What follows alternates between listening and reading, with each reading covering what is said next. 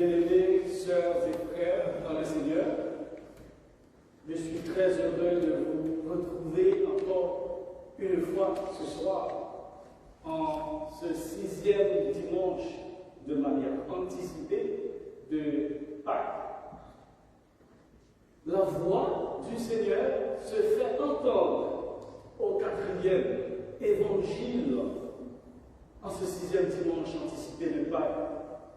Cela veut dire nous sommes proches de la fête qui mettra un tête au temps pascal, c'est-à-dire la Pentecôte.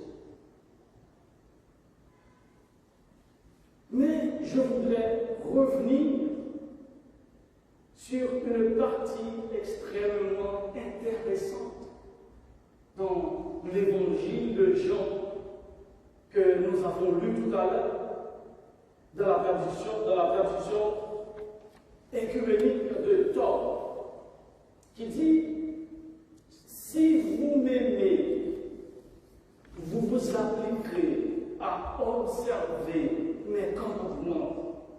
Moi,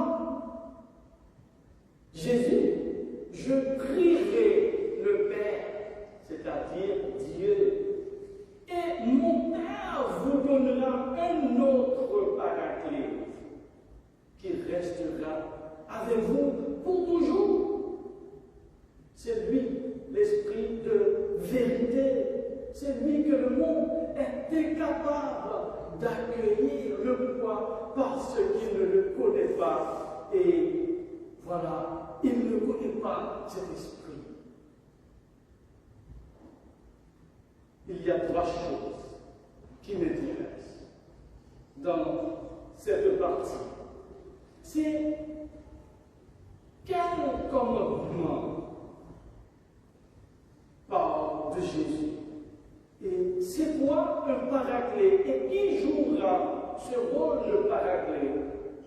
Et pourquoi le monde est incapable d'accueillir cet esprit de vérité?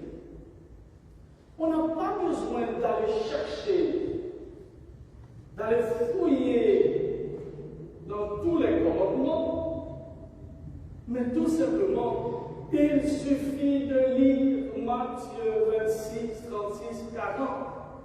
Maître, quel est le plus grand commandement? Et puis, il leur dit, Jésus, tu aimeras le Seigneur ton Dieu de tout ton cœur, de toute ton âme et de toute ta pensée. C'est le premier. Et le second, aime ton prochain comme toi-même. Il suffit d'utiliser ces 2 commandements et puis c'est tout. Dieu nous appelle ce soir, aujourd'hui, à l'amour.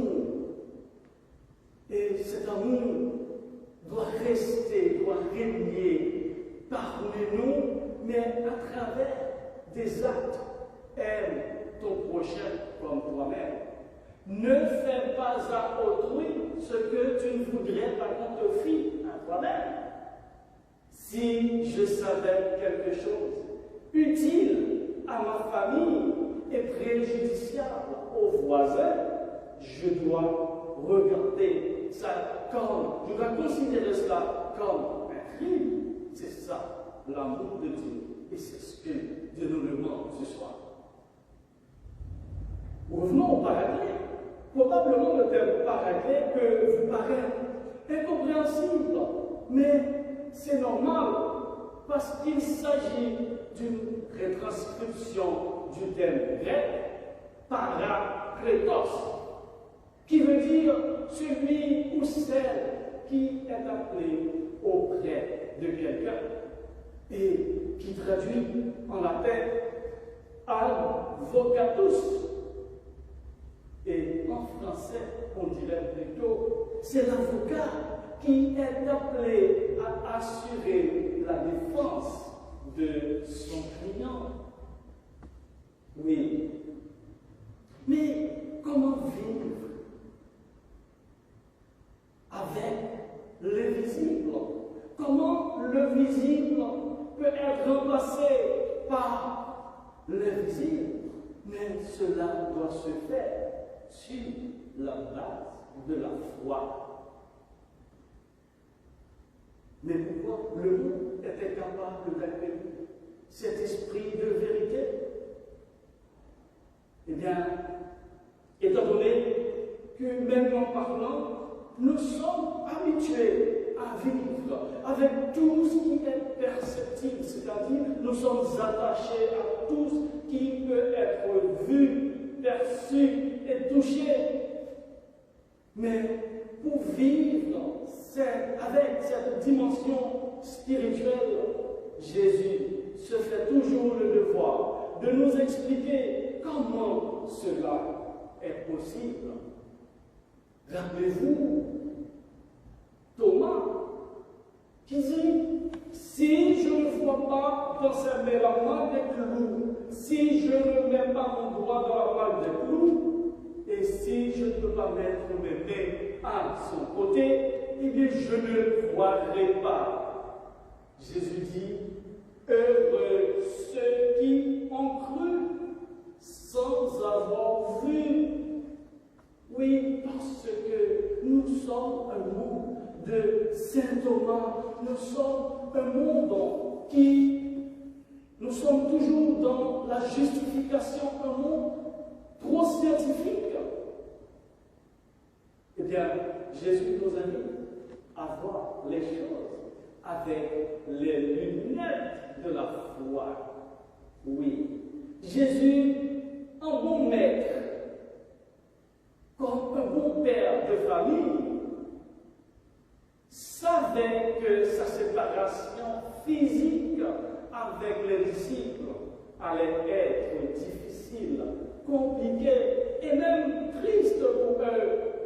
Il s'est mis à préparer cette transition comme une bonne maman qui prépare le sevrage de l'allaitement maternel de son bébé. Si, ordinairement, le sevrage commence par le remplacement du boire de l'enfant, soit par une tasse ou un biberon, mais celui de Jésus vis-à-vis de ses disciples commence plutôt par la pédagogie afin de les rassurer, les disciples, y compris les chrétiens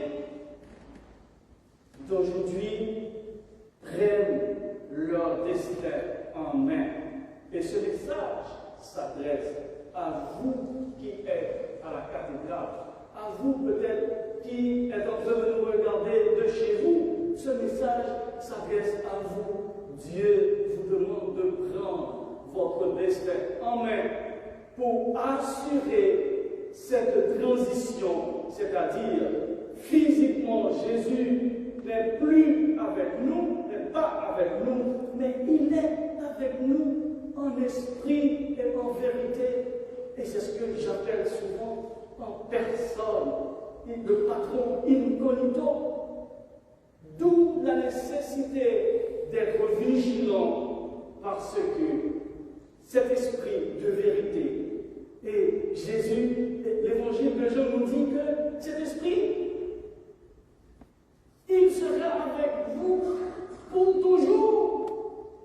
Si Jésus était avec les disciples physiquement pendant un nombre de temps, mais cet esprit était toujours là.